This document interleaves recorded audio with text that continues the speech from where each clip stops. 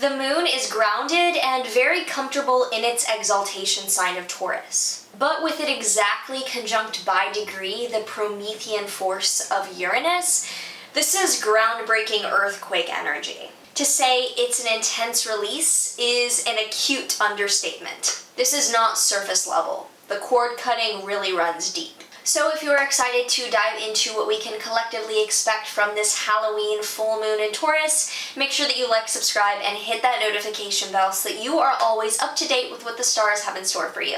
Hi, I'm Maren. I am a professional astrologer, author, and current philosophy student. I combine traditional Hellenistic astrological techniques with modern psychological counseling dynamics in order to provide grounded spiritual guidance. If you have not already seen your November forecast for your particular rising sign, I will link the entire playlist down below so that you can watch for your sign how specifically this is going to be showing up in your life after this video.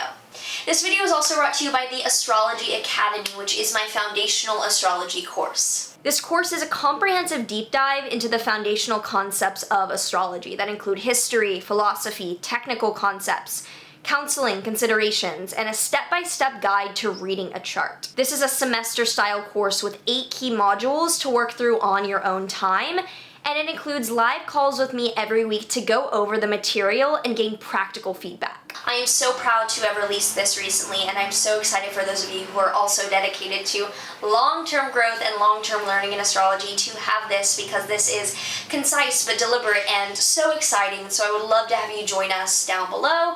Also, if you're new to astrology, I have a 1-hour webinar on learning astrology called Actually Learning Astrology. It's a free 1-hour webinar on the basics to get you started. So if you want to dip your toe in, check that out as well. So this is a full moon in Taurus happening on October 31st, 2020 at 10:48 a.m. Eastern Time. The sun is at 8 degrees of Scorpio and the moon is at 8 degrees of Taurus. The sun is in the first decan of Scorpio, which is Mars ruled. That the whole sign of Scorpio is Mars ruled, but in particular this first decan has a lot of Martian influence. And the tarot card it's associated with is the Five of Cups, which is actually called the Lord of Disappointment. It's around getting what you want and still being disappointed and seeing the true result of what happens when you achieve your goals. Like, you did what was necessary to go and get the thing, and now you might be looking back at a price you paid. And coming to terms with how being champion of the world feels a lot different than it does when you are dreaming about being champion of the world. In the card itself, it has like these 3 cups full and then 2 spilled. In the card itself, it has some cups full and some cups spilled. So it's kind of ambivalent about how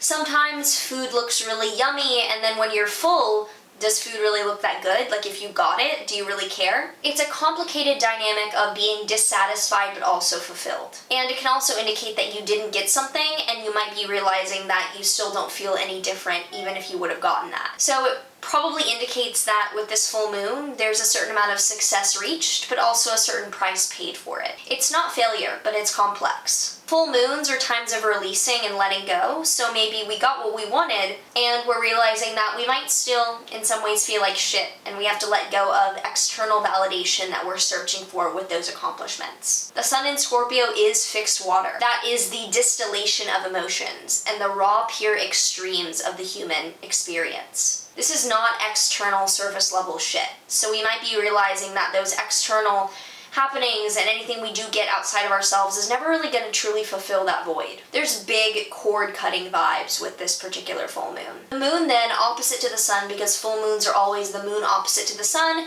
the moon is at 8 degrees of Taurus. The moon is exalted in Taurus, and exaltation is about being lifted up and very resourceful in the sign that a planet is in. Planets love and are extolled in signs of their exaltation. So ordinarily, moon in Taurus is a beautiful placement. And the first decan of Taurus that the moon is in is, the whole sign is Venus ruled, but this particular first decan has some mercurial influence. It's a Mercury dominant decan, or Mercury ruled decan. And this is associated with the Five of Pentacles tarot card, also known as the Lord of Worry. You're using these worries and you are deciding what to actually invest in and cultivate in that fertile Taurian investment. And since it's a full moon, I see it as getting rid of or pruning what ground you know that you'll be planting on later. It doesn't really represent actual misfortune, but it represents the steps that we're taking as if we were planning on that misfortune. It's a decision card of realizing what you need to do now so that you're prepared if things happen to fuck up. And it's also about taking inventory of what is a liability. And with it conjunct Uranus in this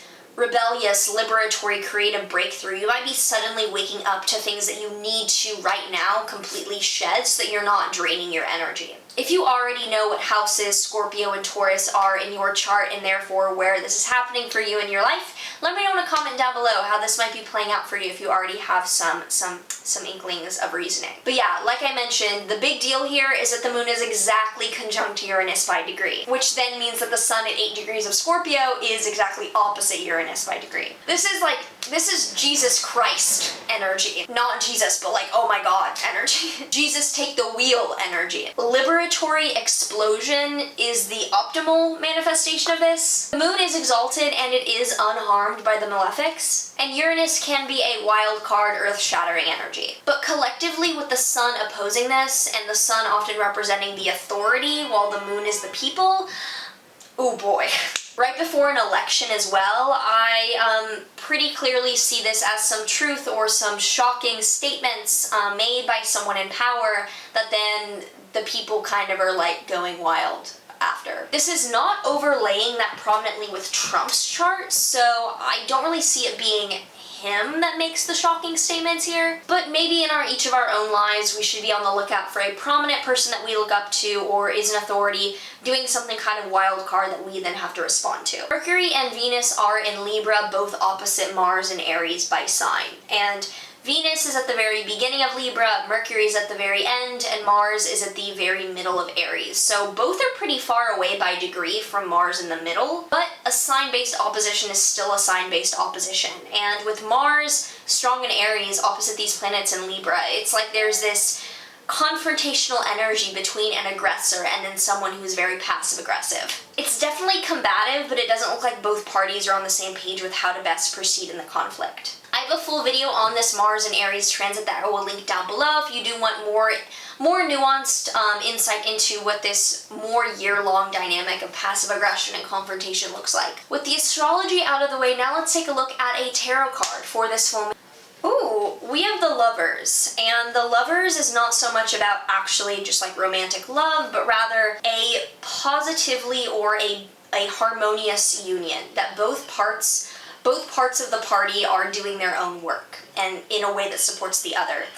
So what I think is important here is to understand the way that, because this is a lot of very explosive energy, seeing how we can use that explosive energy to rebalance a part of our life that might be stagnant. That if this full moon is extremely revelatory, maybe we look at that revelation for what it can bring forth to the more stagnant, more lonesome parts of our life, so that we're allocating this energy away from being anxious and anxiously like spinning and more spreading that out over multiple aspects of our life. Now let's pull from this Amio deck, which is a new deck that I got. It's an oracle card deck that's actually astrology cards.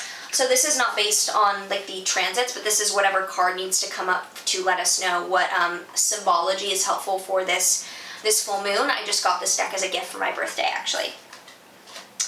We have Jupiter as our card, and Jupiter is not really in the line of fire for this full moon, but with Jupiter we can think of expansion, wealth, generosity, confidence, enthusiasm. So how can we spread this revelation so that it doesn't keep bottled up and doesn't, really set us off? That sometimes even with really great revelation, it can implode and it can turn into haywire or internal short-circuiting. So how can we release that energy and share it? This is a highly energized full moon, to say the least. Uranian energy is fast and sudden, and this is not out of nowhere or unpredictable, but it is shocking. We do have lots of dignified planets right now. We have Venus at home in Libra, Mars at home in Aries, Saturn at home in Capricorn, and the moon exalted in Taurus. There's a lot of resources at hand to make use of this constructively. So take inventory of what you realize is not conducive to your truth and get rid of it accordingly. Take grounded action to cutting the cords. If you enjoyed this and you want more information on learning astrology, check out my Actually Learning Astrology webinar down below.